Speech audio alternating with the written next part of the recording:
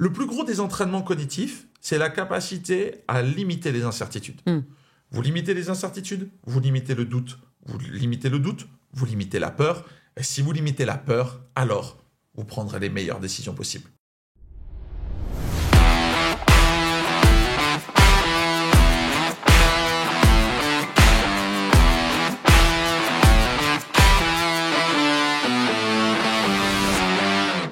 Bonjour Romain. Bonjour. Je suis ravie de te recevoir. Nouveau sujet, nouvel épisode. Aujourd'hui, on te reçoit et tu vas nous parler de plein de belles choses. Et pour ça, je vais te demander de te présenter. Qui es-tu ? Alors, je m'appelle Romain Van Dendorp, j'ai 38 ans, je suis marié, j'ai un petit garçon de 13 ans et je suis spécialisé dans le fonctionnement du système nerveux autonome ainsi que les neurosciences et j'utilise ça auprès de dirigeants, de sportifs de très haut niveau, mais également monsieur tout le monde à travers des établissements de sport santé dans le nord de la France dont je suis le fondateur. Ok. Ah oui, donc une large palette de choses. Quand tu parles de sciences, de neurosciences, est-ce que tu peux m'en dire un peu plus ? Ça veut dire quoi et tu interviens sur quel type de prestations ? Alors, les neurosciences, c'est assez nouveau. Ouais. C'est finalement la psychologie et la physiologie qui se sont rencontrés pour donner le domaine des neurosciences. Okay. Moi, je viens du domaine de la physiologie, c'est-à-dire de la data, des chiffres, des choses un peu plus concrètes. Et donc moi, j'interviens sur l'entraînement mental et la préparation mentale. Okay. C'est-à-dire comment le cerveau prend des décisions en milieu hostile et extrême, parce que l'environnement de travail est un milieu hostile et extrême, le sport de haut niveau l'est également, mais finalement aujourd'hui, quand on voit le contexte, qu'il soit géopolitique ou autre, nous vivons tous un petit peu dans un milieu hostile et extrême, donc c'est comment je reprends le contrôle. Pas du tout de quoi tu veux parler. Donc excuse-moi, je t'ai coupé, donc c'est comment je reprends le contrôle. C'est comment je reprends le contrôle de mes processus décisionnels, de mes émotions et de mes décisions, alors que l'environnement ne cherche qu'une seule chose, me faire perdre le contrôle. Ouais. Et pour ça, justement, tu parlais de sport de haut niveau, on l'a beaucoup entendu, par exemple, pendant les JO. Aujourd'hui, la préparation mentale, c'est aussi important, finalement, que la préparation physique. C'est quelque chose que tu as toi-même fait du sport de haut niveau ? Tu es un sportif aussi ? Moi, à la base, j'ai fait du sport, alors pas très haut niveau, mais j'ai quand même joué à un bon niveau. Je fais du basket pendant 20 ans. Okay. Après, j'ai fait l'Ironman d'Embrun en 2016, avant d'aller au record du monde d'immersion dans la glace en 2020. Mais pour répondre à ta question, oui, la préparation physique aujourd'hui arrive à ses limites. Ça veut dire que les bons préparateurs physiques sont extrêmement efficients et on est capable de calibrer la performance physique pour être prêt le jour J à heure H. Par contre, le mental, c'est ce qui a aujourd'hui fait défaut. Ouais. C'est un peu une nouvelle page blanche. On a longtemps considéré que mettre la pression et jouer pour gagner était la solution, mais on s'aperçoit que finalement, ça serait peut-être jouer pour rester dans la partie. Qui pourrait faire sens, pour être beaucoup plus robuste et résilient que finalement gagner une ou deux fois, un peu à la manière de Laure Manodou. Alors elle a gagné plus, mais qui, une fois qu'elle est arrivée à son objectif, n'a plus forcément d'intérêt à continuer cette course effrénée et ces difficultés qu'est le sport de très haut niveau aujourd'hui. Et donc, dans le monde de l'entreprise, si on transpose, là, aujourd'hui, une des missions que tu fais, toi, au quotidien, c'est d'accompagner les DG. Comment ça marche, en fait ? Comment ils te contactent et pour quelles raisons ils te contactent ? Alors, il y a deux possibilités. Soit ils ont un problème. Ça veut dire que ça peut être lié à de la physiologie de récupération. Ils ont du mal à dormir, ils ont des troubles de l'estomac, ou ils s'aperçoivent que dans leur prise de décision, ils arrivent vraiment à un plafond de verre. Ils vivent tout le temps les mêmes situations, ou de la gestion du conflit, ou c'est très émotionnel et très imbriqué. Et ils n'en ont pas forcément la conscience. Okay. Ou alors, tout va déjà très bien, et dans ce cas-là, ils veulent optimiser.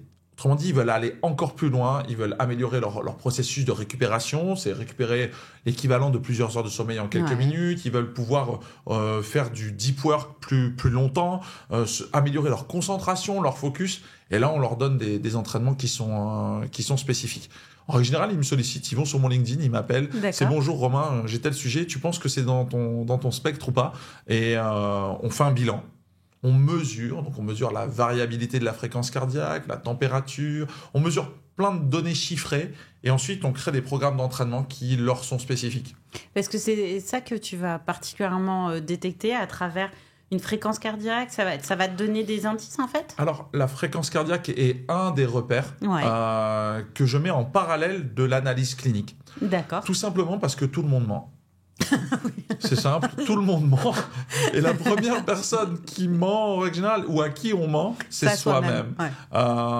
Et donc, c'est très facile de mentir à un questionnaire, alors que modifier une fréquence cardiaque à la demande, là, c'est beaucoup plus compliqué. Okay. Donc, c'est un peu le détecteur de mensonges. Le détecteur de mensonges, c'est la dilatation au niveau de la pupille, la température cutanée, en général au niveau du bout des doigts, et la variabilité du rythme cardiaque. Entre autres, ce sont les capteurs qui permettent de faire le détecteur de mensonges. Mais moi, j'utilise la variabilité du rythme cardiaque, et ça me permet déjà d'avoir un reflet, de savoir si entre ce qui est dit et ce qui est ressenti, c'est cohérent, ou alors c'est profondément incohérent, c'est lié à une éducation, un ancrage ou une difficulté qu'il faut nettoyer et qu'il faut reprogrammer. Ok, donc tu fais pas du copier-coller partout, en fait tu vas vraiment t'adapter. C'est impossible de faire du copier-coller, chaque prise en charge individuelle est spécifique, chaque sujet est spécifique parce qu'il a une histoire différente, une éducation différente, des ancrages différents. Les ancrages, ce sont les primo-expériences qui nous servent de référence, qui sont mises finalement dans les processus d'apprentissage, c'est ce qu'on utilise.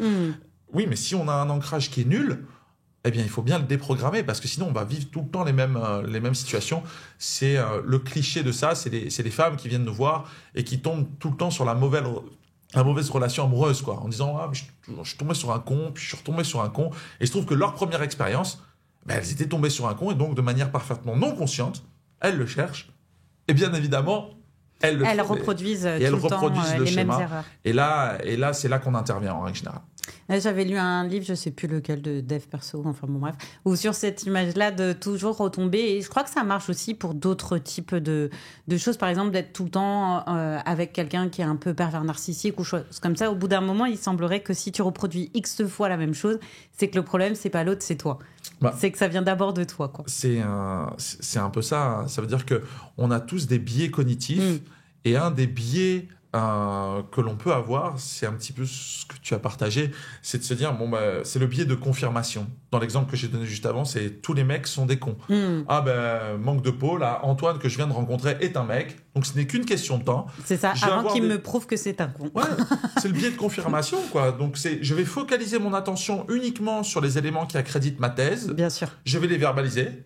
Et à terme, il va devenir con à mes yeux. Mais peut-être qu'avec quelqu'un d'autre ou dans un autre environnement, il sera peut-être super sympa, quoi. Donc, il faut se méfier entre la réelle, entre guillemets, personnalité toxique qui existe, bien sûr, c'est un fait, bien sûr. Et les biais cognitifs auxquels notre cerveau est soumis et dont on a beaucoup de mal, voire quasiment impossible de prendre conscience, et avec lesquels il faut se prémunir pour éviter de revivre des situations douloureuses. Mais c'est intéressant parce que pour le coup, en gros, on peut considérer que tous les guides qu'on trouve un peu copier-coller de « t'as besoin d'aller mieux, je vais te montrer, télécharge mon guide et ça va aller », en gros, c'est un peu bullshit, quoi. Ça va nourrir l'inspiration, on dira. Moi, je pars du principe qu'il faut faire une courbe en U. Donc, il y a inspiration, introspection et ensuite mise en action. Ça va nourrir l'inspiration. Par contre, pour le reste, c'est pas spécifique. Et c'est pas véritablement là-dessus qu'il faut compter pour véritablement se transformer. Parce que c'est trop généraliste. Bien sûr. Donc pour moi, rien de tel. Et comme tu l'as dit, il y a ton histoire, il y a ton ancrage, comme on appelle ça, tout ce qu'on t'a inculqué dès le départ comme étant des faits alors que c'en est pas. Enfin voilà, il y a plein de choses. Toutes les croyances, en fait. Les croyances, voilà, limitantes. Toutes les croyances, qu'elles soient aidantes ou limitantes. Parce que, et ça, c'est important. Quand on intervient, par exemple, moi, je suis intervenu il y a quelques années sur un club de rugby professionnel. C'était pas bonjour, on fait une grande conférence et depuis, on y va tous et on fonce dans le tas tous ensemble. Non, c'est entretien individuel. Il y a une vraie méthodologie scientifique qui est derrière, finalement, qui est derrière ce qu'on fait, quoi. Et tu parlais de quelque chose qui est vraiment très important. Là, on vit dans un monde, et ça fait déjà plusieurs années, et il y a peu de chances que on nous amène vers quelque chose où tous les signaux vont être au vert. On vit dans une société très anxiogène. Oui. Et comment tu peux, toi, avec les outils que tu as à ta disposition, accompagner en fait les DG, les salariés pour trouver des moyens de sortir un peu de ce chaos, quoi. Alors, effectivement, là, c'est l'environnement dans lequel on est aujourd'hui, c'est ce que j'ai appelé, moi, la permacrise. Ouais. Voilà, c'est une crise, mais qui est permanente, en fait. C'est crise économique, crise énergétique, crise sanitaire. Aujourd'hui, crise géopolitique, c'est la permacrise. Et il faut être entraîné pour ça. Le risque, c'est de se dire, il faut que je me détende.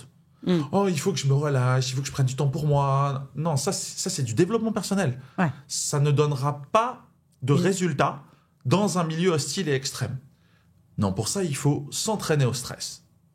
S'entraîner au stress de manière spécifique en fonction de comment on est câblé à la base.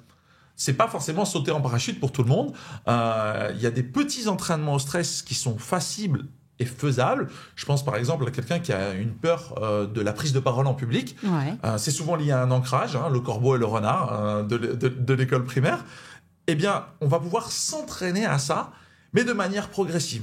En disant, OK, moi, un exercice que j'aime beaucoup donner, ça va être par exemple l'exercice des 10 non. Vous allez dans la rue, vous allez voir quelqu'un que vous n'avez jamais vu de votre vie, et vous vous arrangez pour lui demander quelque chose et qu'il vous répond non. Okay. C'est un entraînement au rejet, en fait. Mais comme vous y allez de manière volontaire, la posture est totalement différente. Soit vous savez faire, soit vous ne savez pas faire. Ouais. Si vous ne savez pas faire, c'est qu'il faut fouiller dans l'analyse clinique, c'est qu'il y a un ancrage, c'est qu'il y a une croyance, c'est qu'il y a quelque chose qu'il faut nettoyer par de la stratégie thérapeutique type EMDR, par exemple. Mais s'il n'y a rien, eh bien, à un moment donné, il faut y aller.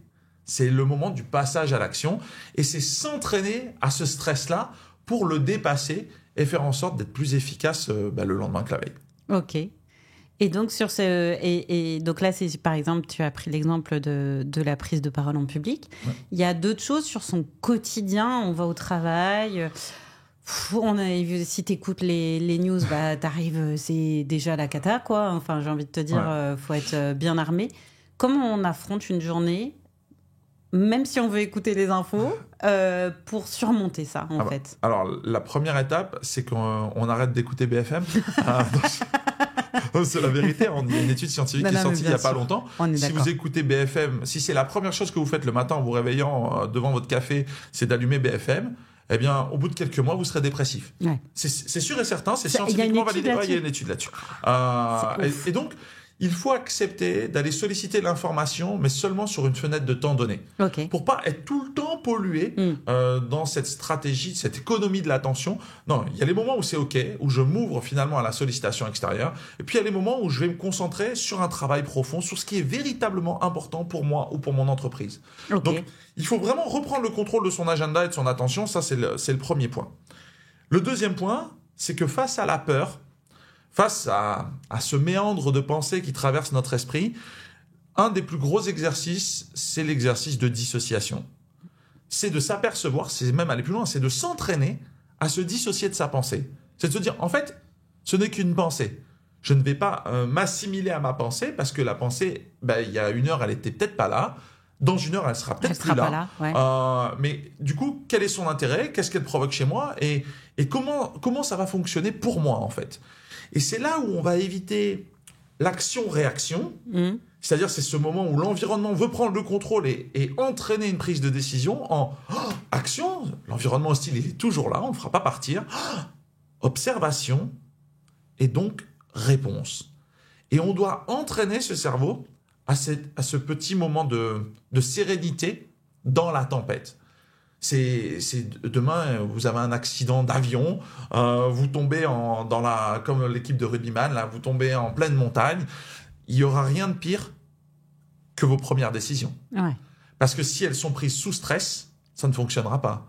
Et ce triptyque saisissement, excitation et potentiellement panique, eh bien, il faut le transformer en saisissement, observation et donc réponse. Et ça, c'est un entraînement. C'est un entraînement qu'on fait, par exemple, lors de team building, lorsqu'on emmène les équipes dans le froid. On a mis 300 comptables, par exemple, dans de l'eau glacée. Vous n'êtes pas gentil. Ça fonctionne. Non, on n'est pas gentil parce qu'on les entraîne au stress.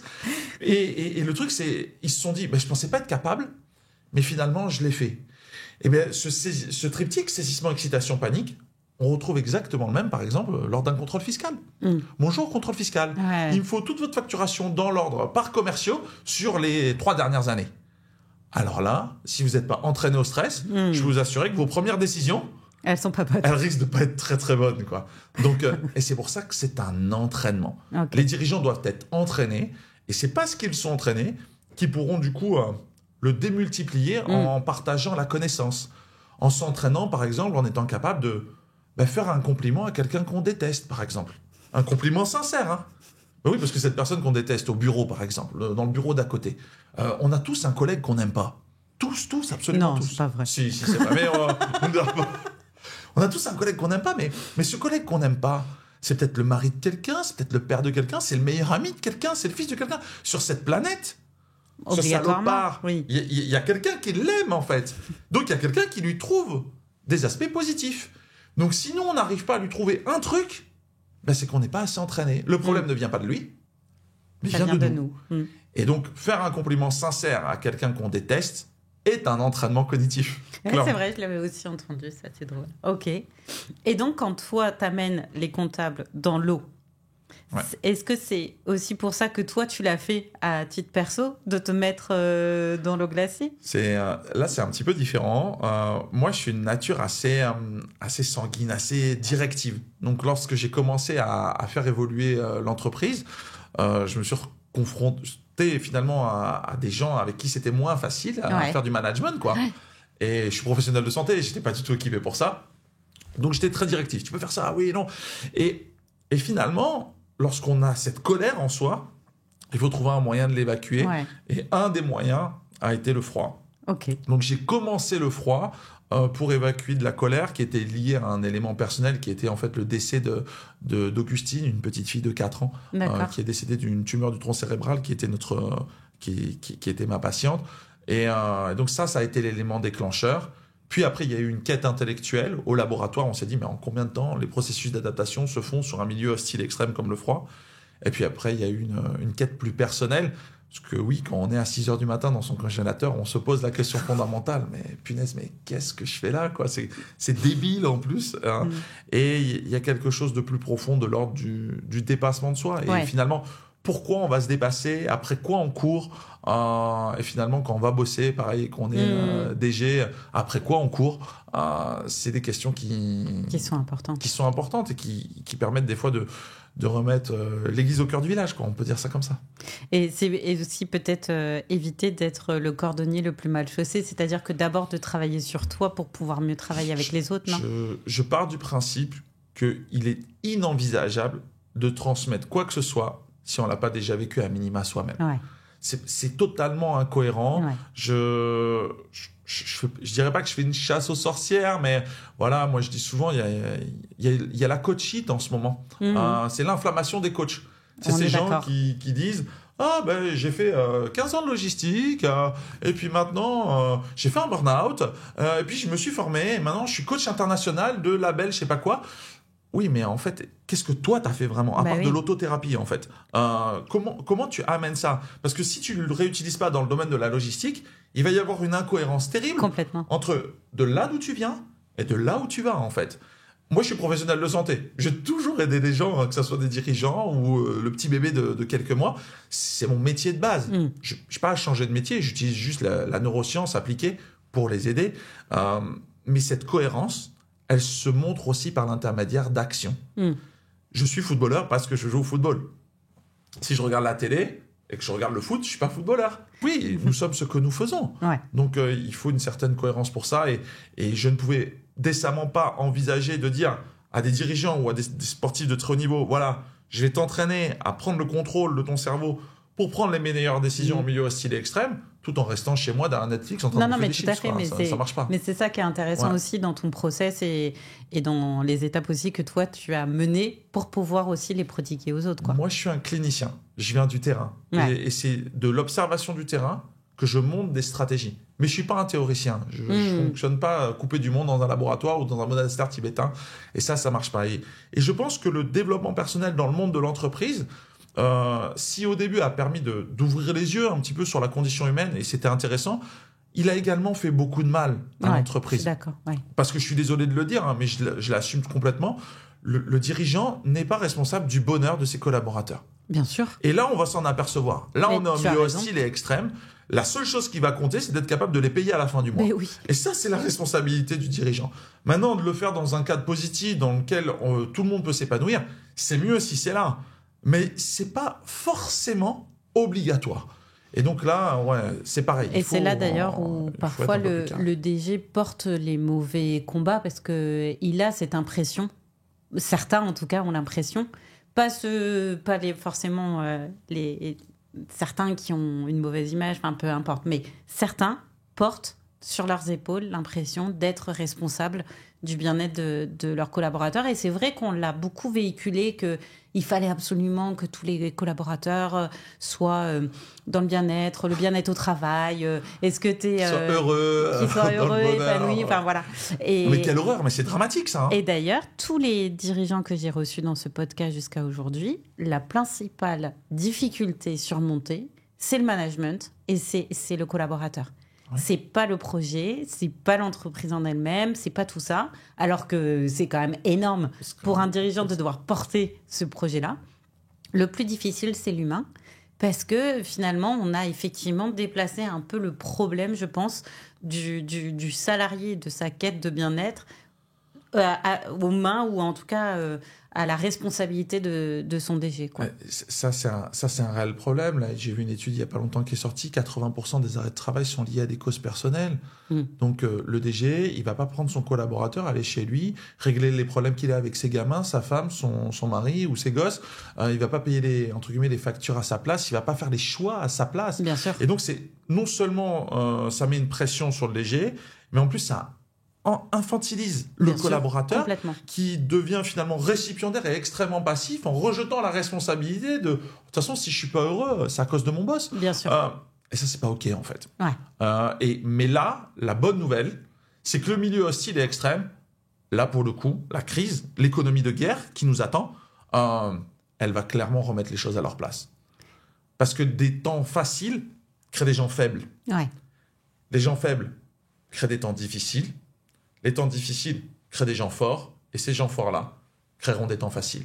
Et c'est une boucle continue, en fait. Et aujourd'hui, on a peut-être eu un peu trop de facilité. Je dis pas que c'est une bonne chose, ce qui nous arrive, mais quoi qu'il en soit, ça va permettre un peu de recadrer ce monde du travail qui s'est fait un peu embarquer par le développement personnel. Et peut-être que c'était une bonne manière de aussi cacher les vrais problèmes qui sont aujourd'hui, selon moi, le coût du travail. Oui, voilà. bien sûr. Et je pense que le PDG de Michelin l'a très bien dit, quand on voit combien ça coûte à un dirigeant et combien ça ramène à un collaborateur, il y a un vrai problème sur le coût du travail aujourd'hui. Et en plus de ça, c'est totalement opaque. On ne voit pas comment c'est utilisé, on ne trouve pas les résultats. On a un système de santé qui est catastrophique, on a un système d'éducation qui est au bord de la rupture. Ouais. Et je pense qu'aujourd'hui, les gens, ce qui crée la peur va naître du doute. C'est parce que les gens doutent de nos institutions, c'est parce que les gens doutent de nos responsables, c'est parce que les gens vont se faire traverser par le doute qu'ils vont ressentir la peur. Et donc, un des moyens d'enlever la peur, ça va être de balayer le doute et de préprogrammer son cerveau sur ce qu'on veut vraiment. D'accord. Et ce qu'on veut, ce truc-là, doit être en lien direct avec son identité. C'est-à-dire que le premier driver, la première question, c'est qui suis-je ? Et la deuxième question sera qu'est-ce que je veux vraiment ? La troisième sera qu'est-ce que je suis capable de sacrifier pour y arriver ? Parce que choisir, c'est renoncer. Quand on va à droite, on ne va pas à gauche. Et ça, les gens oublient la zone de sacrifice. Et ça, on n'aime pas. Mais non, c'est ce qui crée la jalousie. Mais bien sûr. Je veux cette vie. Oui, mais est-ce que tu veux aussi toutes ces emmerdes ? Je veux la place de mon boss. Ok, est-ce que tu veux toutes ces emmerdes ? Ouais, parce que le boss, quand il y a un problème dans la boîte, il dort pas, tu vois. Ouais, bien sûr. Alors que toi, quand il y a un problème dans la boîte... Ça va. Toi, c'est juste tes ambitions qui sont arrêtées. Mais lui, c'est sa vie qui s'écroule. Est-ce que tu as bien conscience de tout ça ? Donc, si tu as bien conscience de tout ça, tu seras peut-être moins jaloux, en fait, finalement. Donc, la zone de sacrifice, elle est extrêmement importante. Et surtout, quel sens je donne à tout ça ? Parce que pour obtenir un résultat, il va falloir le répéter, le répéter, le répéter et le répéter. On ne devient pas champion du monde parce qu'on s'entraîne une fois. On devient champion du monde parce qu'on s'est entraîné des milliers de fois, quoi. Et c'est à cette condition-là que ça marche. Si vous prenez l'exemple de Steph Curry, je ne sais pas si tu vois qui c'est Steph Curry, le shooter de basket. Tout à fait, là. Ben, Steph Curry, il a marqué à peu près 3600, j'ai plus les stats exacts, mais aux alentours de 3600 paniers à 3 points en NBA. C'est énorme. C'est énorme. C'est énorme. C'est énorme. C'est le meilleur shooter à 3 points de tous les temps. C'est la rockstar. D'ailleurs, il nous a fait perdre la finale olympique de basket, mais pas. Oui, mais pour ça, depuis l'âge de 13 ans, tous les jours, il fait ça. Il fait 500 tirs. Tous les jours. Tous les jours, depuis qu'il a l'âge de 13 ans. Je crois qu'il a 38 ans. Comptez le nombre de tirs que ça fait à la semaine, au mois, à l'année. Comptez le nombre de tirs. Ça fait des millions de tirs. Ouais. Et pour ces millions de tirs, il n'y en a que 3005 qui vont véritablement compter. Ça veut dire quoi ? Ça veut dire que le dépassement de soi se fait dans l'ombre. Il se fait toujours dans l'ombre. Ouais. Et il faut être prêt à taper 100 fois sur la pierre et qu'il n'y ait rien qui bouge.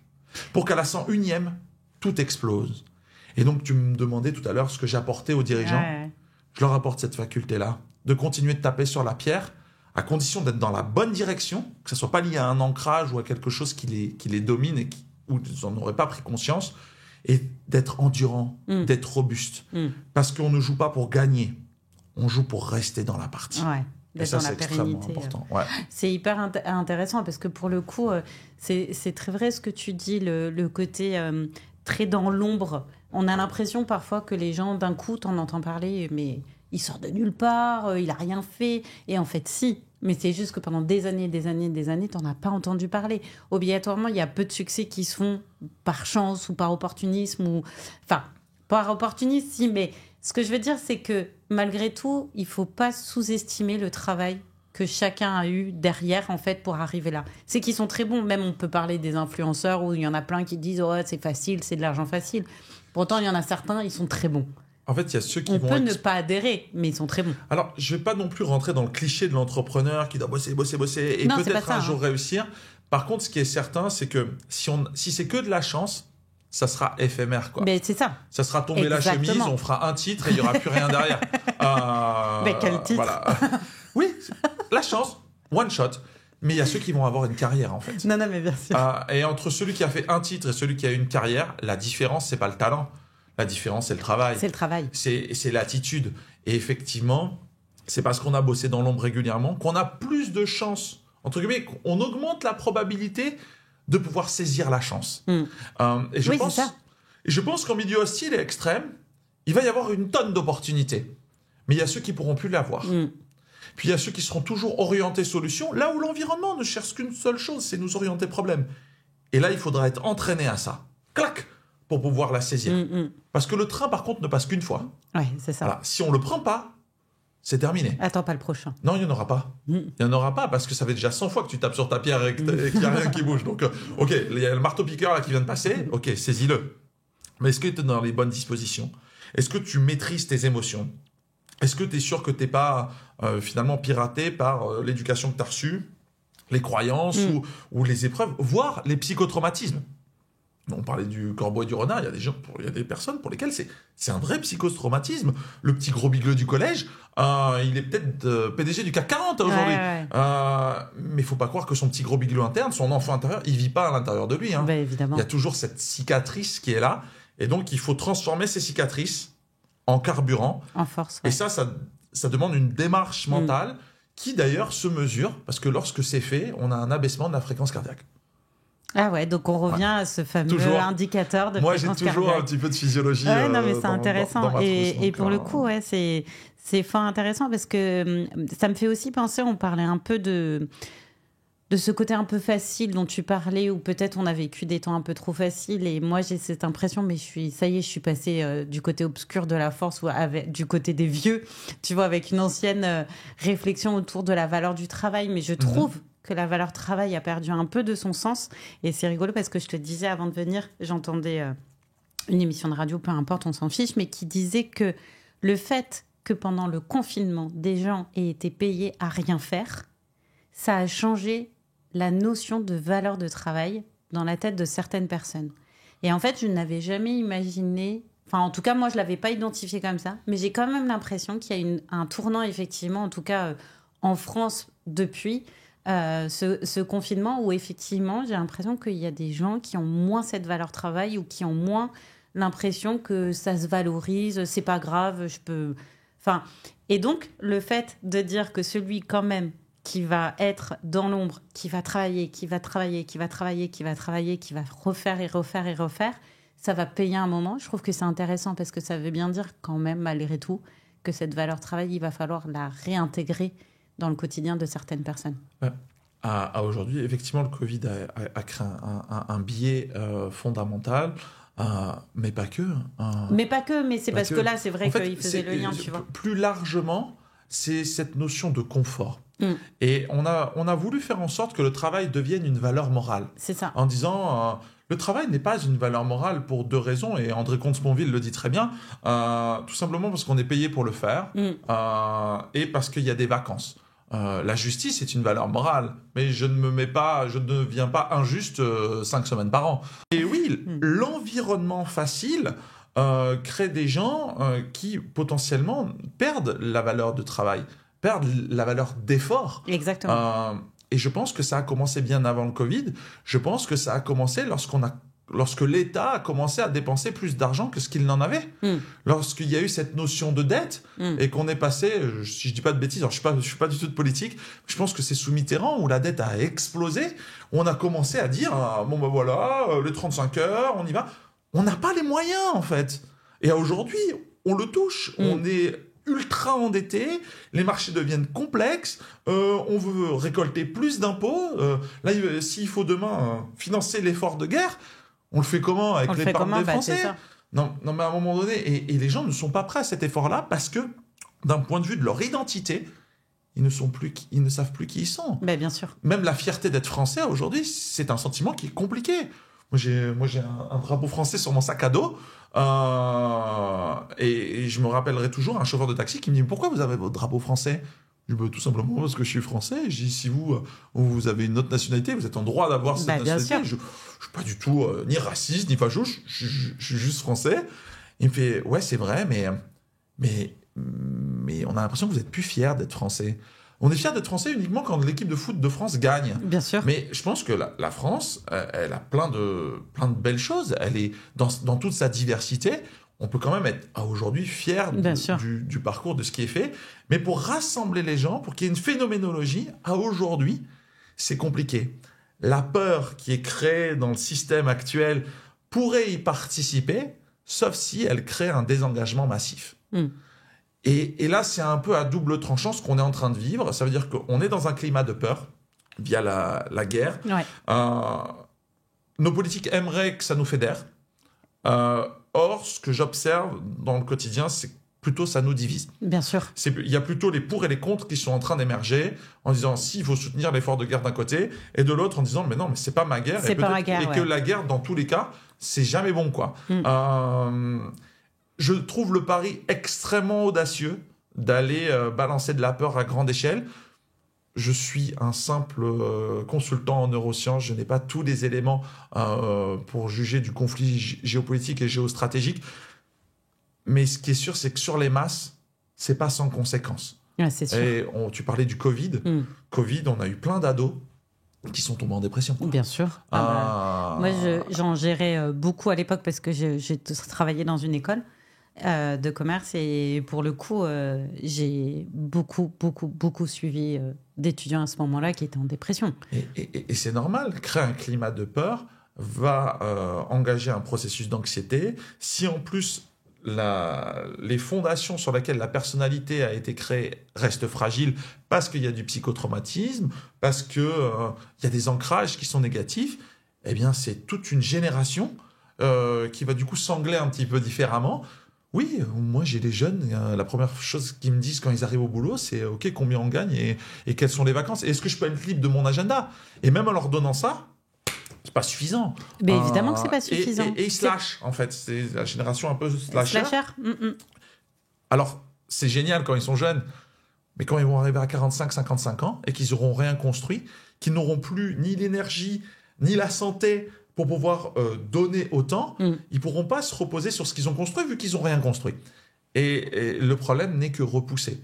C'est là où je te disais que la valeur pour moi du travail avait quand même changé. Et pour le coup, je l'ai un peu vu, moi, en travaillant 9 ans avec des étudiants. C'est que en 9 ans, il y a eu quand même une forte évolution chez les étudiants sur cette notion effectivement de travail, de détermination ou d'ambition même, où là, ces dernières années, c'était plutôt...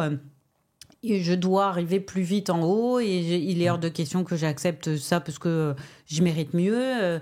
Quand tu sais très bien qu'avant d'atteindre certains paliers, déjà, tu commences par petit. C'est comme en entraînement. Tu vas pas faire tout de suite un marathon. Tu vas d'abord démarrer par une première course, puis une deuxième, puis tu vas démarrer tranquillement. Et ça, pour le coup, il y a une partie de cette génération qui ne l'entend pas, en tout cas. Ouais, il y a une partie qui l'entend très bien Oui. et il y a une partie qui l'entend moins. Attention, je pense qu'encore une fois, le climat et l'environnement ont fait qu'à aujourd'hui, la zone de sacrifice reste complexe. Exactement. Et je ne jette la pierre à personne, non, moi non plus. Dans le sens où moi, j'ai un petit gars de 13 ans, il vit une vie très confortable. À aujourd'hui, quand je lui demande de débarrasser la table, des fois, il me regarde en disant « Ouais, mais ça va, je suis obligé de tout faire. » J'espère que tu rigoles, en fait. J'espère que tu rigoles. Et c'est un peu ça. Et on va pas blâmer des parents de ne pas leur avoir fait vivre une vie difficile. Bien sûr. Mais à contrario, il y a d'autres jeunes, des copains de mon fils que je rencontre qui ont une vie beaucoup plus dure, dans des sphères sociales beaucoup plus complexes, avec des difficultés, qu'elles soient financières ou d'ordre de la santé ou des choses comme ça.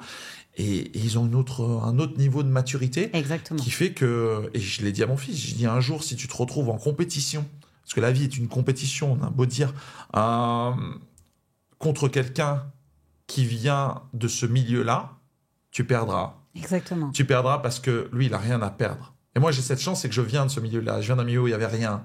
Donc, non, mais c'est exactement ça. Et tu vois, l'analogie, moi, je disais ça aux étudiants, je dis, en face de vous, il y a toujours des gens qui ont plus faim que vous. Parce que moi, j'étais en école de commerce, donc plutôt une population, on va dire, plus favorisée. Ouais. Et j'avais la tendance à dire, celui qui a plus faim que toi, obligatoirement, il sera meilleur à l'entretien que toi. Parce qu'il montrera cette détermination et cette envie. Quand toi, tu vas à un entretien et tu fais, c'est pas ça, ce sera le prochain. Et puis, de toute façon, au pire, c'est pas grave si c'est pas ce mois-ci que j'ai pas mon job. Il y en a, si c'est pas maintenant qu'ils l'ont pas. Ils bouffent pas. Ils bouffent pas. Ouais. Et ça, quand je travaille avec des dirigeants, je le réutilise. Je leur dis souvent, se retrouver très près du gouffre, au plus près du gouffre, est une opportunité. Mais ouais. Parce que tu vas utiliser l'énergie du désespoir. Et quand tu es sur un modèle d'énergie du désespoir, ton cerveau va turbiner comme il n'a jamais turbiné. C'est impressionnant. Et à ce moment-là, il faudra lui faire assez confiance et qu'il soit assez entraîné pour lui laisser la main. Nous, on a fait une étude sur des joueurs de football. On leur a dit, voilà, vous allez faire un slalom et vous allez revenir le plus vite possible. Ça, c'est première expérience. Deuxième expérience, vous allez travailler sur votre toucher de balle pour être le plus efficient possible. Vous faites le même slalom, mais pour être le plus efficace. Et on mesure finalement le temps qui a été parcouru. Eh bien, là où ils sont plus efficaces, c'est pas lorsqu'ils se concentrent pour être efficaces. Okay. C'est lorsqu'ils font les choses naturellement. Ouais. Ça veut dire quoi ? Ça veut dire que sous la pression, il faut laisser les choses se faire.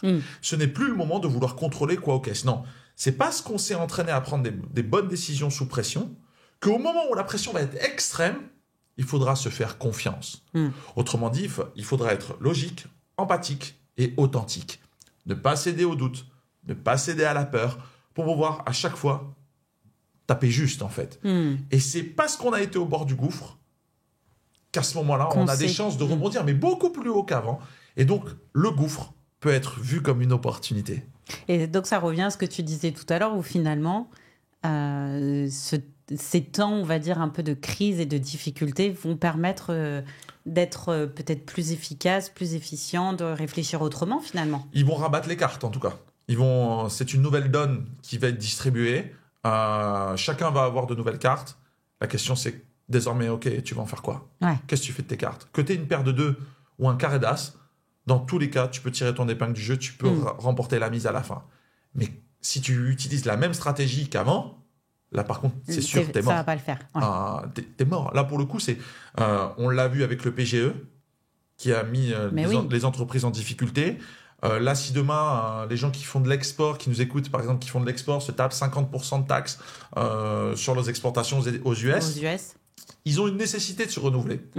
Ils ont une nécessité d'avoir une bonne stratégie.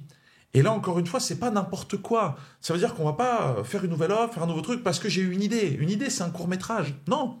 Il va falloir avoir une nouvelle idée, mais il va falloir la tester. Il va falloir lancer un produit minimum viable, accepter qu'il soit imparfait et vérifier que le marché, il ait une vraie demande. Ouais, il est OK. Ouais. Mais pas une demande de je vais être plus green.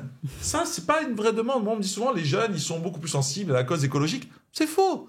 C'est totalement faux. Ils y sont sensibles uniquement si économiquement parlant, ça leur rapporte quelque chose. Mais bien sûr, tu as raison. Tu as tout à fait raison. Mais ça a été scoré.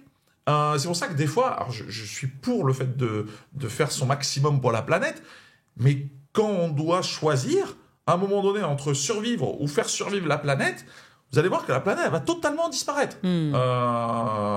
Et c'est malheureux. Il faudrait le faire, mais quand c'est sa survie ou la survie de la planète, on choisira toujours la sienne. La sienne, bien sûr. Et c'est normal, c'est l'instinct de survie qui fait ça. C'est lié au fait que notre cerveau est câblé de cette manière-là et qu'on est tous un petit peu des junkies de la dopamine. Et ça, on n'y fera rien, quoi. Ça, on ne peut pas reprogrammer ça. Ouais. Est-ce que tu as une anecdote, sans citer du tout l'entreprise ou quoi que ce soit, un peu particulière pour lequel on a fait appel à toi et pour avoir une idée aussi? Donc là, tu parlais, tu as nommé des comptables qui sont partis. Ils sont restés combien de temps d'ailleurs dans le Alors, glacé? on avait fait une conférence. Ce qui était rigolo avec eux, c'est que au début, quand on leur a annoncé le sujet, il y avait à peu près 20% de participants qui étaient prêts à aller dans la glace. Okay. Puis il y a eu la conférence initiale où on leur explique comment le cerveau fonctionne en milieu hostile. Et donc, à la pause déjeuner, ils étaient déjà 50% à vouloir y aller. Puis, le déjeuner est passé et on a fait un team building, donc une olympiade, avec de la mémorisation, de la négociation et de l'entraînement au stress par l'intermédiaire du froid. On a eu un taux de participation qui était aux alentours des 90%. Ah ouais. Parce que la phénoménologie, l'effet de groupe, le fait de se dépasser ensemble, et ça a été très fort. Allez, viens, on y va ensemble, on va rigoler. On va pas forcément rigoler, mais en tout cas, et ils repartent de là avec une nouvelle croyance de se dire, mais je pensais pas être capable de le faire. Ouais. Et finalement, je l'ai fait. Et finalement, ça va. Ouais. Et ça, c'est pas intellectualisé. Ça, c'est simple, c'est accessible à tout le monde. On l'a fait avec des comptables, on a fait ça avec des gens dans le bâtiment. Ils sont repartis avec des nouvelles armes, en fait, pour leur quotidien. Oui, parce que demain, ils vont de nouveau se retrouver face à des situations impossibles, face à des situations complexes où il faudra faire des choix qui, pour eux, ne sont pas classiques ou en tout cas pas faisables. Mais pour autant, ils auront au plus profond d'eux-mêmes une expérience multisensorielle qui leur prouve le contraire. Et s'ils y sont arrivés là, alors ils sont capables d'y arriver encore et encore et encore. Ouais. Et ça, c'est ce qu'on communique quand on intervient dans le monde de l'entreprise, c'est de se dire, OK, il faut qu'il y ait un impact, il faut qu'il reste quelque chose, il faut qu'ils puissent se dire, OK, c'est transposable pour demain. Ouais. Donc oui, je l'avais eu pour des étudiants d'une école de commerce, que je ne citerai pas. Il y a des sportifs de très haut niveau, il y a tellement de choses qui sont... J'en ai pas une là qui me revient. Là, tu parlais de l'eau, par exemple, glacée. Est-ce que tu as d'autres activités sur lesquelles tu leur permets de montrer que... Oui, par exemple, l'augmentation de la force musculaire. Okay. Très souvent, en conférence, moi je donne des conférences expérientielles, on choisit quelques sujets qui vont augmenter leur force musculaire et qui se retrouvent avec les pieds d'un côté d'une chaise et la ligne des épaules de l'autre, un peu comme un spectacle d'hypnose. Et je m'assois sur eux, moi je fais quand même 100 kilos, je m'assois sur eux, je soulève les pieds. Ils pensaient pas que c'était faisable. Pour certains, ils ont des pathologies du dos, et pour autant ils l'ont fait, il n'y a pas d'augmentation de fréquence cardiaque, et ça marche. Et c'est toujours ce truc de se dire, mais je pensais pas que c'était possible, je pensais pas que mon cerveau fonctionnait comme ça, mais très souvent c'est parce que les gens n'ont pas la notice de leur propre cerveau, tout simplement parce qu'ils n'ont pas étudié ça.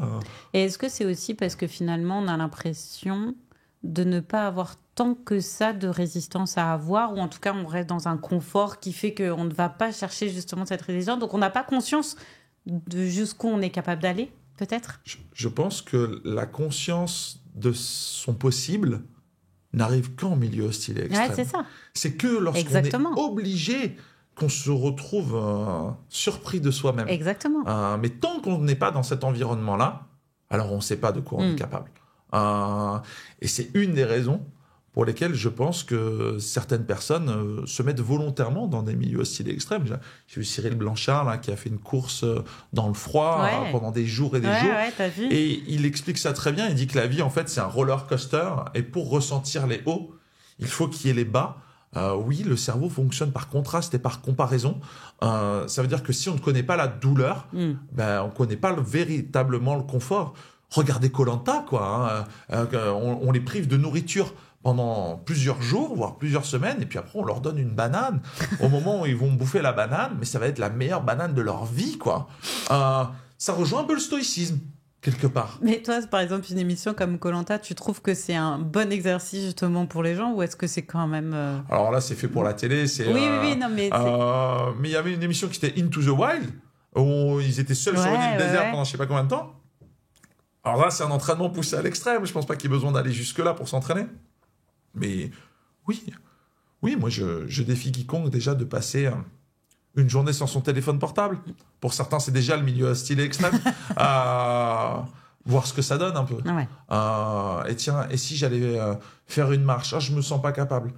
Prends de l'eau avec toi et marche à ton rythme, tranquillement, parle. Est-ce que tu es capable encore de marcher toute la journée ou pas? Tiens, comment ça se passe? Et on se trompe souvent sur le dépassement de soi, on pense que c'est des trucs incroyables, et même moi, avec le record du monde, on pourrait dire oui, mais le dépassement de soi, c'est pas monter 14 sommets du monde. Rappelle, tu es resté combien de temps? Moi, je suis resté 2h35 dans des glaçons. Et c'est quoi la courbe alors? T'es passé par quel type de moments en fait Est-ce qu'il y a un moment de craquage, un moment où tu sens plus rien, un moment où c'est quoi la courbe à peu près de ça? En fait, c'est de l'entraînement à la dissociation. Donc au début, tant qu'on arrive à dissocier son esprit de ses sensations corporelles, en se disant, bon, en fait, c'est froid, mais ça passe, tout se passe bien. Le risque, c'est quand le mental n'arrive plus à partir dans ses pensées et qu'il revient là et qu'il dit, j'ai froid. Ok, là, il faut reprendre le contrôle. Là, ça devient moins simple et là, on se pèle les miches comme tout à chacun.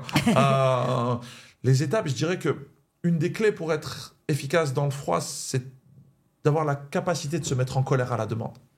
Parce que la colère, ça veut dire chaud. Ouais, c'est ça. La colère donne chaud. Et donc, si vous avez la capacité à générer des imageries qui vous mettent en colère, vous allez augmenter votre température. Donc, en fait, c'est ça que tu as fait pendant 2 heures. Moi, ça a été ma stratégie mentale. J'ai pensé à tous les gens qui m'avaient mis en colère, à toutes les injustices, à toutes les difficultés, à toutes les atrocités qu'on peut voir. Et ça a nourri un peu le feu de ma colère. Et le feu permet de tenir plus longtemps dans le froid. Et donc, suite à ça, vu que tu avais nourri toute ta colère, est-ce que justement, en plus, tu as été soulagé de tout ça en plus? Je dirais qu'au fur et à mesure de l'entraînement, il s'est passé des choses. Ouais. Il s'est passé des choses d'un point de vue personnel, comme je disais. Ouais, t'avais eu... La première étape, c'est débile, quoi. Un mec qui va dans le froid, ça semble un peu débile. Avec le recul, ça a été un vrai chemin pour répondre à ce pourquoi je faisais tout ça, quoi. Mais bien au-delà du froid, ça va du développement des entreprises, au fait d'avoir des collaborateurs. Pourquoi, en fait, on se met dans cette course effrénée, on va chercher des emprunts, on fait des investissements. Enfin, il y a plein de choses. Et je suis sûr que les auditeurs qui sont là, ils peuvent se dire la même chose. Pourquoi je fais ça? Pourquoi je me lève le matin? Pourquoi je fais du management? Tout à fait, ouais. Et là, ça m'a fait penser au PDG de Danone, qui disait qui est Emmanuel Faber, qui disait que l'être humain avait une tendance à courir après 3 choses. Money, glory ou power. Moi, je sais après quoi je cours pas. Je cours pas après money, sinon j'aurais pas fait le métier que je fais. J'aurais fait, je sais pas moi, de la finance ou de l'immobilier, mais j'aurais pas fait professionnel de santé. Donc moi, personnellement, j'enlève money. Power, c'est pas ma cam. J'ai eu la chance de travailler avec des hommes politiques. Il faut être capable d'être pour et d'être contre la même chose. On parlera pas du cumul des mandats. Notre Premier ministre s'en est chargé. Donc, c'est pas power, c'est pas pour moi. Par contre, il reste glory. Ouais. Personnellement, oui, quand on va chercher un record du monde, à un moment donné, j'ai accepté de courir après glory. Et il a fallu canaliser tout ça pour pas que ça en devienne trop présent. Et quand on y pose un petit peu de temps et de réflexion, on s'aperçoit que courir après glory permet de nourrir son ego par l'intermédiaire de l'autre, mais ne fonctionne que dans un environnement donné. Et je m'étais aperçu de ça à l'Ironman. Enfin, moi, j'ai fait l'Ironman d'Embrun, un des plus difficiles du monde. Pour ceux qui ne savent pas ce que c'est 3 bornes 8 de natation, enchaîné avec 188 km de vélo. C'est une épreuve de montagne du Tour de France, enchaîné avec un marathon. Comme je vous ai dit, je fais plus de 100 kilos, j'ai plus de chances d'être champion de France d'haltérophilie que de faire ce truc-là. Mais pour autant, c'est parce que ça semble impossible que je m'y suis attelé. Que tu y as été. Ouais. Et je l'ai fini en 16h52. Pour mon environnement direct, mes copains avec qui on fait un peu de sport et on rigole et on boit des apéros, c'est du dépassement de soi incroyable. Bien sûr. Mais pour les gens dont le triathlon, c'est leur vie, faire 16h52 à Embrun, c'est nul. C'est vraiment de la merde, quoi. Et donc, je me suis aperçu que le dépassement de soi était relatif à l'écosystème. Bien sûr. Mais un peu comme au travail. Au travail, moi, j'ai la même chose. Je suis sûr que les DG qui nous écoutent penseront la même chose. C'est que au travail, il y a les chevaux de course. Puis il y a les poneys, quoi. Et souvent, les chevaux de course, ils gueulent sur les poneys. Ouais, t'as vu le poney, il fait pas son taf, et moi je fais tout pour lui, baladi. C'est trop lent, il fait trop de fautes, il a mal fait. Mais il a d'autres intérêts, le poney. Bien sûr. Et c'est parce qu'il y a des poneys que toi, tu te sens cheval de course. Et donc, tu dois remercier le poney d'être un poney, de la même manière que lui doit être capable de remercier fait que tu sois un cheval de course. Et donc, tu dois avoir cette capacité à avoir un pas de recul, à te dissocier en fait de ton environnement pour finalement favoriser et valoriser les gens pour ce qu'ils sont et pour ce qu'ils font, tout en prenant du recul sur toi-même. C'est-à-dire garder en tête que toi aussi, tu es peut-être le poney de quelqu'un d'autre. À part quand tu t'appelles Léon Marchand. Je suis pas sûre que tu sois le poney de quelqu'un. Mais il le saura.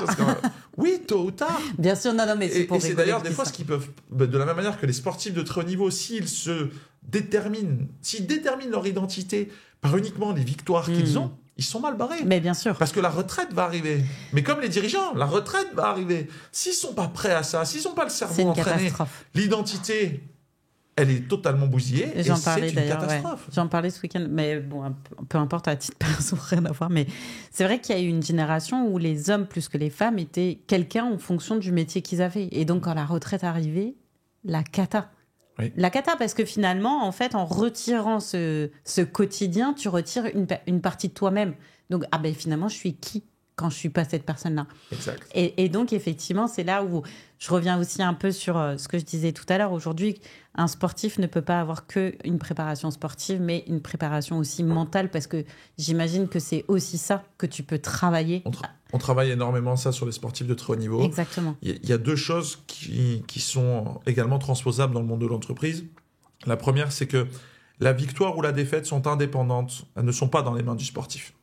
Décrocher un contrat ou ne pas décrocher un contrat pour un dirigeant, il y a des fois, c'est pas totalement dans ses mains. Il y a d'autres facteurs qui rentrent en jeu. Il y a plein d'autres choses qui vont rentrer. Ça sous-entend qu'il faut entraîner son cerveau. Et chez moi, tous les sportifs que j'accompagne ont une règle qu'on appelle la règle des 48 heures. Ça veut dire que tu fais de ton mieux, et ça, c'est ce qu'on te demande. Ça, c'est dans tes mains. Ensuite, le résultat, tu dois le dissocier de qui tu es. Tu n'es pas un gagnant ou un perdant en fonction du fait que tu gagnes ou que tu perdes. Non, tu es un perdant si après la défaite, tu ne retournes pas à l'entraînement. Ouais. Ça, oui, là tu es un perdant. Okay. Mais par contre, tu peux être un gagnant tout en ayant perdu, parce que derrière, tu vas repartir à l'entraînement, tu vas t'entraîner plus dur que les autres, et si tu n'as pas gagné cette fois-là, tu regagneras derrière. C'est pour ça que la règle des 48 heures est importante. Tu es champion du monde, tu es champion olympique, tu as 48 heures pour faire la fête, comme jamais tu as fait la fête. Mais dans 48 heures... T'as perdu, tu t'es même pas qualifié pour les Jeux, t'es la pire des nullités possibles sur cette planète. T'as 48 heures pour pleurer toutes les larmes de ton corps. Par contre, quoi qu'il arrive, défaite ou victoire, 48 heures après, t'es à l'entraînement. T'es sur le ring. T'es à l'entraînement parce que les champions, ils aiment l'entraînement, pas les applaudissements. Les applaudissements sont la conséquence de l'entraînement. Et l'entraînement, c'est quoi ? C'est taper sur la pierre sans qu'elle bouge. Et c'est OK, c'est normal.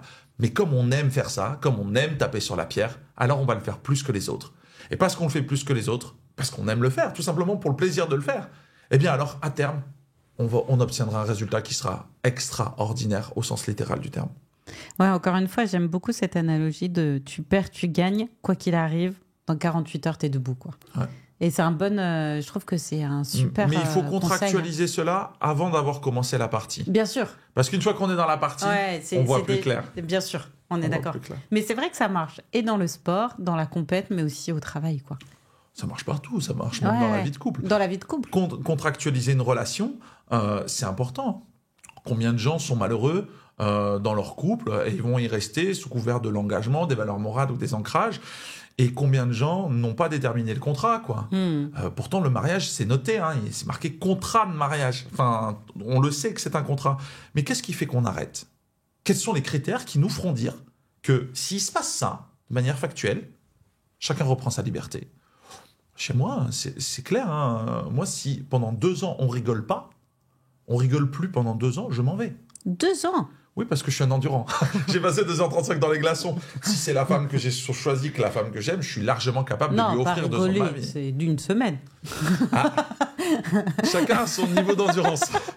Mais voilà, ça veut dire que on peut, parce que une semaine sans rigoler, en fonction du climat et de l'hostilité, si demain il y a la guerre, je peux vous assurer que pendant une semaine vous n'allez pas rigoler, c'est sûr. Je suis d'accord. Vous voyez Après, le truc. il y a Donc toujours moi une petite blague à faire. j'ai vu, ouais, mais il y a des environnements qui sont moins faciles. Et Non, donc, non, mais je rigole. moi j'ai pris large, j'ai assuré le truc parce que j'adore la relation que je vis, tout se passe bien et donc voilà, je me suis dit ok, mais le contrat il est bien clair pour toi comme pour moi. S'il se passe ça, quoi qu'il arrive, même si on pense que même les enfants à la maison, le truc, non, si on touche ce facteur de renoncement, alors on arrive dans le sacrifice inacceptable. Et par exemple, avec des dirigeants, ce que je travaille beaucoup, c'est ce truc-là. Quelle est la zone de sacrifice acceptable et quelle est la zone de sacrifice inacceptable? Ouais. Qu'est-ce qui fait que si tu touches ça, que tes actionnaires ils se comportent comme ça avec toi, tu postes indemne. Mais il faut le savoir avant de prendre le job. Ouais. Parce que sinon, tu vas toujours vouloir en faire plus. C'est un peu l'effet de l'arrêt de bus, quoi. J'attends le bus depuis 10 minutes. Ah, mais tellement. Et pourquoi qu'est-ce qui fait que je pars à pied alors que si je fais à pied, je fais le trajet en 30 minutes alors que ça fait déjà 10 minutes que j'attends. Mais carrément. Je reste à l'arrêt de bus ou je marche à pied? Eh bien, en fait, le facteur qui va te faire décider, c'est plus tu restes à l'arrêt de bus, plus tu as de chance de rester encore plus à l'arrêt de bus. Parce que c'est l'aversion à la perte. Si tu pars tout de suite, tu as perdu 10 minutes. Mais si tu attends encore 10 minutes, tu perdras 20 minutes. Et là, du coup, tu restes à l'arrêt de bus. Je suis la championne des mauvaises décisions dans ces cas-là. Qui n'en sont peut-être pas. Non, je sais, mais je me dis toujours, mais pourquoi j'ai attendu? Ah, pourquoi je suis partie? Il arrive en fait. Enfin bon, ouais. La clé, c'est de contractualiser avant. En fait, et d'être OK avec le choix qu'on a fait. Oui, parce que il va falloir aligner en fait qui on est, notre identité, avec ce qu'on fait, les décisions qu'on prend. Et pour ça, il faut vraiment que ça soit clair. Parce que si c'est pas clair, avant de commencer la partie, une fois qu'on est dedans, il y a plein de biais cognitifs qui rentrent en jeu. Ça. Et il y a plein d'incertitudes. Le plus gros des entraînements cognitifs, c'est la capacité à limiter les incertitudes. Vous limitez les incertitudes, vous limitez le doute. Vous limitez le doute, vous limitez la peur. Et si vous limitez la peur, alors vous prendrez les meilleures décisions possibles. Donc, en fait, quand on prend une décision, toutes les étapes, elles ont été faites avant. Une fois qu'on a pris la décision, on n'a pas le droit de regarder en arrière et de se dire « j'aurais pas dû faire ça ». Vous savez, moi j'ai eu la chance d'être kiné. Et donc, j'ai travaillé avec des petits vieux à la maison de retraite. On les fait marcher, quoi. Ouais. Mamie, machin, on va marcher. Et moi, je me suis amusé à leur poser la question, mais c'est quoi la morale de l'histoire, quoi? Vous êtes en fin de vie, là, c'est la fin. C'est horrible. Et oui, mais ils en avaient pleinement conscience. Oui. Et ils vous racontent toujours toutes les bêtises qu'ils ont faites. Et ils regrettent pas ce qu'ils ont fait. La seule chose qu'ils regrettent, en règle générale, c'est ce qu'ils n'ont pas fait. Ouais. Ah, j'avais un flirt et j'ai pas osé aller le voir. Et ce qu'ils n'ont pas fait, ça, ils le regrettent. Ouais. Mais sinon, le reste, ils s'en sont accommodés, ils se sont adaptés, ils se sont transformés et ils ont continué d'avancer. Par contre, ce qu'ils n'ont pas fait, c'est un truc qui reste à chaque fois un petit peu à l'intérieur de leur tête. Carrément. Donc, je pense qu'une des clés, c'est ça, c'est d'être capable de se faire confiance suffisamment pour se dire, OK, j'ai une expérience, j'ai un bagage, je suis qui je suis, je sais qui je suis. Et donc, à partir de ce moment-là, si naturellement je décide ça, c'est OK. Et une fois que c'est décidé, pas que c'est choisi, il y a une différence. Je dissocie vraiment choisir de décider. Choisir, c'est facile, c'est faire un SWOT. C'est très cognitif, c'est force, faiblesse, opportunité, menace. On fait la balance des plus et des moins et on choisit. Non, décider, c'est pas ça. Décider, c'est sauter dans le vide. Ouais. Voilà. Et une fois qu'on a décidé, alors il n'y a plus de plan B. Ouais. Le simple fait d'avoir un plan B va limiter l'efficacité du plan A. Oui, c'est ça en fait. Parce que ça crée de l'incertitude. Et il faut balayer les incertitudes. Si on a déjà un plan B, un plan C, c'est qu'on ne croit pas au plan A. Exact. Ou en tout cas, on pourrait y croire plus. Ouais. Donc, on pourrait travailler à rendre le plan A meilleur. À condition d'avoir un facteur de renoncement. En disant, voilà, je suis dans mon plan A, mais qu'est-ce qui fait que je persiste ou que je pivote? Ouais. Là, c'est le facteur de renoncement qui arrive. Parce qu'il ne faut pas être fou non plus. Sinon, on peut mourir en ayant pas de plan B. Donc, il faut être OK en disant, je sais qu'en allant vers ce plan A, il y aura peut-être ça que je vais... C'est pas peut-être d'ailleurs, c'est que je le mets... c'est que je dis non à ça et ça. Oui. Et c'est OK. C'est parce que j'ai ma zone de sacrifice, elle est connue. Ouais. Si je veux être le meilleur dirigeant de toute la planète et gagner des milliards de dollars, le sacrifice, c'est que oui, c'est certain, je vais pas aller chercher mes gamins à la sortie de l'école à 4h30. C'est une certitude. Si maintenant tu n'es pas OK avec ça, revois tes priorités. Et tu ne seras pas jaloux du mec qui gagne des millions de dollars parce que lui, il l'a fait. Oui, non, mais tout à fait. Donc, et voire même, tu pourras lui demander comment il l'a fait, quoi. Mais ça, c'est plus une culture américaine qu'une culture européenne. Ça, non, mais c'est intéressant, c'est hyper intéressant. Donc, pour moi, c'est comme ça que ça fonctionne. Merci Romain, c'était hyper intéressant. J'ai appris plein de choses. Ouais, merci beaucoup. Je repars avec plein d'outils, donc c'est génial. Bon, top. Merci pour l'invitation encore. Merci beaucoup, à bientôt. À bientôt.